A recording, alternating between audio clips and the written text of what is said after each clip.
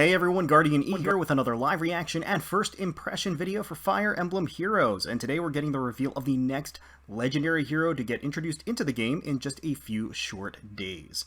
So I'm not looking currently at the screen, I have it pulled up and we're going to go ahead and play and react to it live for the first time, so let's get started. Actually, I can look up after the... Yeah, I can look up now, because there's no splash for a legendary hero banner, I always forget. Alright. Oh, hey! It's Dimitri, Savior King. I think there were a lot of guesses for Dimitri. So this is, okay, Chris Hackney. Alright. Interesting. So I'm guessing he has some severe damage reduction on the basis of that. Atrocity as a B-slot skill. Odd Tempest 3. Interesting.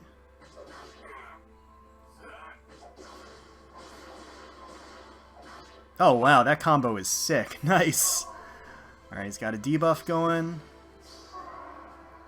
Wow, this is a long demo. What? Okay. So he's got an AoE, and then... Maybe this will make more sense after taking a look at his actual skills. Long little showcase. Okay, I mean, Dimitri, he looks great. We want to take a closer look at his art. There's Robin, Ryoma, Marth, Air... Holm, alright. Thrasier. Pretty nice selection so far. There's Crom. Edelgard. Leon. Corrin. Evil Male Corrin. Mirabilis. Oh! Is this the first time we see Mirabilis on a legendary banner? I can't remember now. Probably not. I'm probably forgetting.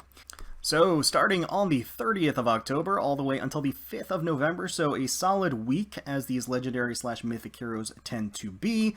And we finally got legendary Dimitri. So, one of the house leads here, we'll probably get Claude relatively soon, but we've got Dimitri here, and he looks pretty solid. I'm curious to see what his skills are going to be and how they're going to differentiate him from the other Dimitris in the game. Obviously, it looks like he is going to be...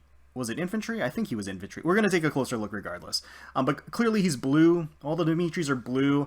And it is one of those things where you get a ton of ults and there's no differentiation in terms of the actual color type.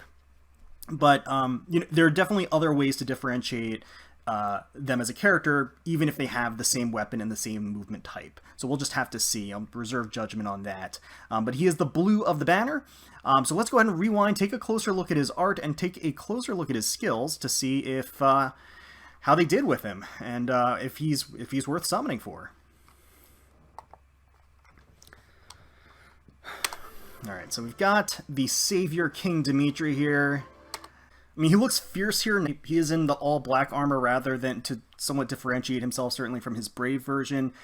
He's got the flames or the energy coming out of nice action pose. He looks great here. Let's take a look at his neutral art as well. There he is. Listening to reason, of course. Alright, so we're seeing... It's kind of weird that they're showing the action before showing the skills, like, in the middle of it. Maybe they thought the action part was, like, taking too long, so they wanted to split it up. I don't know. But, so he has his own preferred weapon, 16 Might Lance, accelerated special trigger, cooldown count -1, so it has a killer/slaying effect. That's a green check mark, that's a great thing. At start of combat, if unit's HP is greater than or equal to 25%, grants attack speed, defense, res +5 during combat. Exceptionally easy condition to meet. And also, if unit's speed is greater than foe speed, reduces damage from attacks during combat and from area of effect specials, including rocker effects, by percentage equal difference between stats ×4. Killer/slaying effect will never be bad. Having +5 to all of his stats, as long as he's above 25%, exceptionally easy condition to meet. He will pretty much, you know, with sustain always have those buffs. And then having speed greater than your foe speed, that's something that you always want. And then that's, again, a very, very easy thing to initiate some level of damage reduction, which again is... we're seeing a lot of lately. We're seeing a lot of damage reduction in the game. That seems to be what the focus is from Intelligent Systems. And so he has this kind of repellish effect built into his weapon, which is not bad. Blazing Wind for the special, that's 1.5 times AoE, which is a very good, one of the better AoE specials. Sturdy Impact for the A slot, very solid. If unit initiates combat, grants attack +6 and defense +10 during combat, and foe cannot make a follow-up attack. One of the better impact skills, very, very strong. Atrocity for the B slot. So this is interesting. Let's take a look. At start of combat, If foe's HP is greater than or equal to 50%, boosts damage by 25% of units attack, and after combat inflicts attack speed defense minus res -5 and special cooldown count +1 on target and foes within 2 spaces of target through their next actions. No effect on special cooldown counts already at maximum. Really? That is so interesting. So Dimitri has that damage reduction that would normally be on the B slot built into his weapon, and then he has a bunch of smoke skills built into his B slot that would normally be on the C slot. So if foe's HP is greater than or equal to 50%, I've always said that I don't really care for the skills that rely on having the enemy at a certain HP threshold. 50% is pretty manageable, and also if the enemy has above 50%, that's where you're going to want to do the most damage. So it's fine. It makes sense. And if the enemy has above 50%, you're going to boost your damage by 25% of Dimitri's attack, which is very strong. You know, it's also important to note, it says at the start of combat, which means that the check happens as soon as he goes into combat. So if he doubles the enemy and his first hit takes them below 50%, it's not as though the second hit won't have the 25% bonus to units attack. He'll have that throughout the entire combat phase. So if he doubles, both of those hits will have the 25% of units attack, which is basically a mini Draconic Aura. I mean, that's really what it ends up being, which is very, very strong. So yeah, that's a powerful effect for sure. And after combat inflicts attack speed defense res -5 and special cooldown count +1. As if like the debuff of -5 to all stats wasn't strong enough, he also gets the +1 to special cooldown count as a smoke on the end on the target itself. That is a myriad of very, very powerful effects. And you could technically even pair that with some smoke skills on the C slot and seal as well. I mean, Atrocity kind of covers most of the bases that you care about anyway, but it's an option. It's just kind of interesting to think about. Odd Tempest 3 for his C slot. So this is a new C slot skill. At start of odd numbered turns, unit can move 1 extra space. That turn only does not stack. Really? Really now? Okay, so Dimitri... So this is inheritable, by the way. What limitations there are for it to be inheritable, I'm not entirely sure. Could just be for infantry, which would make me very angry because infantry gets all the fun toys. Could be infantry and armor. Could be... if I had to guess, I would say it's probably locked off from cavalry. Could also be locked off from flyers because they don't like to give flyers fun toys. But we'll just have to see. If it can be used on flyers, that would be amazing. But just, I mean, in general, it opens up a lot of opportunities. So this is the first kind of self-contained initiating an additional extra movement space for infantry. It's not happened before. It's not like, I mean, like Armor March, obviously, for armors, but Odd Tempest 3 is basically a self-fulfilling extra movement space, which is a powerful effect, for sure, and kind of hard to predict around sometimes with the AI, So overall, to me, Legendary Dimitri seems really well-rounded. He's very balanced. Like, he has offensive capability, really enhanced movement capability. He has this bevy of smoke effects built in his B slot, as well as ingrained buffs with his weapon. He's got damage reduction. He's got all of these effects that makes him extremely versatile. So he's going to be kind of a mixed phase infantry unit. I think as opposed to Choose Your Legends Dimitri, who is really probably more of like an enemy phase tank. Like, that's going to be his specialty, so to speak. And then the original Dimitri in the game was pretty player phase oriented, from my recollection. So I think Legendary Dimitri does play a different role from his counterparts. He's going to be more mixed phase in general. Sturdy Impact is obviously a player phase skill, but I mean, that could easily be changed out or swapped depending on the needs.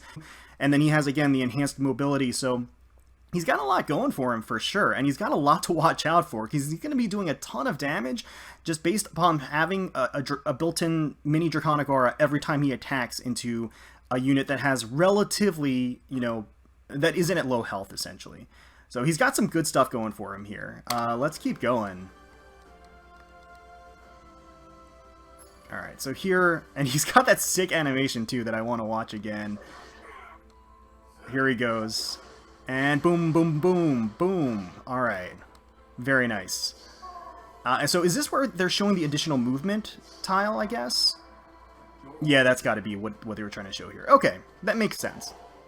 And he's got the AoE, which is, again, one of the better AoEs in the game. And there he goes again. Just like, wait, why didn't... That's kind of weird. Why, Hold on, I'm gonna play that again.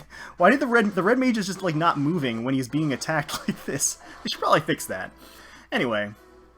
Okay. So we've got Dimitri here. Let's actually skip to the end so we can see the full... Alright, well, we're going to skip here so we can see all of the focus units on the banner. Let's take a look at blue first, because it naturally has Dimitri being the marquee character. I think Dimitri looks great. I think he's definitely worth pulling for. I think he differentiates himself from the other versions of Dimitri, at least from a skill perspective or a role perspective. Maybe not as much from an aesthetic perspective. I mean, he does have a different weapon, and he's in, like, the all black, so it is different. It's so I think it looks fine. And again, I think that he does have a lot of versatility as a unit. So he is going to be with Legendary Crom as well as Fallen Male Corrin. Okay, alright. Legendary Crom is very, very strong. And again, both he and Lucina have Legendary Lucina have very unique utility in the game, so totally worth going for. Fallen Male Corrin is in the regular pool. He's not a limited character, but he is a relatively recent character with some powerful... He has powerful effects. He's a powerful character in his own right and has some decent skills. So definitely not a bust in terms of blue. Him not being limited isn't a deal breaker by any stretch of the imagination. Although I do personally tend to weight things towards having either limited or legendary mythic heroes that have innate value. But blue is looking very solid. Again, especially Alm and Dimitri together. I think they bring a lot to the table. Let's take a look at green. So green has Edelgard as well as Leon and Thrasier. Now that is very strong too, actually. Leon, again, Fallen Leon, not a limited unit, but what some people have coined as anti-meta, sort of, I guess, a little bit. I mean, he does play some of that role as a direct counter to certain threats that you see, and he has powerful effects in his own right. And then Thrasier is still strong as he's still a very powerful green mage, and Edelgard is something of a monster as well. So green is honestly very, very strong, probably on par with blue, or at least, if anything, maybe a little bit under blue, but I think that they're very close. Both of those colors are very strong. Let's go to red next. So red has Mirabilis, as well as Legendary Marth, as well as Legendary Ryoma. Yeah, so red has all legendary heroes, which is a bonus. Mirabilis is a flying red dancer and very tanky, comes with some nice skills. Legendary Marth and Legendary Ryoma are both pretty old legendary heroes. So that is not to say that Legendary Marth is not powerful and has his own uses today, because he definitely does, despite his age. Legendary Ryoma is often forgotten, but he's still a very powerful offensive flying sword user. He just has a lot of competition now. Back when there basically weren't that many to compete with, he was kind of on top. So they're a little aged. I mean, I would put red quite a ways under. Mirabilis was also free because she was free for people who decided to spark for her and go to the mileage on the banner that she debuted on. So red definitely comes in a bit under both blue and green for me. Again, there's just more competition in general. And then colorless, we've got Air, who was free for everybody. We've got Legendary Robin, and we've got Alm. So Legendary Alm is awesome. He's still awesome. Air is useful as a mythic hero for the light season, but she also was free. I mean, everybody has her. Legendary Robin is definitely one of the older legendary heroes in the game. I still think she's actually pretty good at high merges. I think her balanced stats lend themselves to that. I know a lot of people don't agree. Some people think that she's not very good. And we did just get Halloween female Grima, who basically has a lot of skills that just kind of outshine legendary Grima. So, she might be working from the shadows in that respect too. So colorless, despite Alm being very strong, I would honestly probably put it near the bottom or around where red is. Probably under red, just because red does feature a character that wasn't given for free, and also red has a flying dancer, which is always useful. Yeah, I think that's honestly probably what I'm leaning towards. If Alm kind of carries colorless a little bit, so if they were tied with red, it would basically be because of Alm. So those are my thoughts. Basically, I would put blue way up there with green, essentially. I would have them both kind of neck and neck. If anything, maybe green a little bit under. Then I would have way farther down, I would have red and colorless kind of duking it out for being on top. And at the end of the day, it's going to be based on your barracks, right? Whether or not you feel a need to summon for any of these particular colors. I'll just remind everybody that if you're missing or would be happy with 2 of the units of a particular color, then it is worth sniping for, because then that color now has a better chance of giving you a character you would like than a regular banner. So yeah, that's more or less it. I do think that the banner itself has its highs and lows in general, but I think blue and green are definitely very solid. And once again, just to reiterate, it is going to debut on the 30th of October and last until the 5th of November. For me personally, I don't see myself summoning for Legendary Dimitri, at least on this banner, maybe in a future banner. But not on this one, I don't think. I think I'll just pass. I'll probably do the first full circle just to take advantage of the 8%, and then just kind of, you know, take what I get. But let me know in the comments below if you are excited for Dimitri, Legendary Dimitri, if he is everything that you had hoped for, if you're disappointed in his kit, if you're excited for his kit, and if you're going to be summoning for anyone else, let me know in the comments below. Hopefully you enjoyed the video. If you did, please feel free to leave us a like, comment, and subscribe to the channel for more Fire Emblem Heroes content. We thank you all so much for watching and for taking time out of your day to spend with us. We really, really do appreciate it.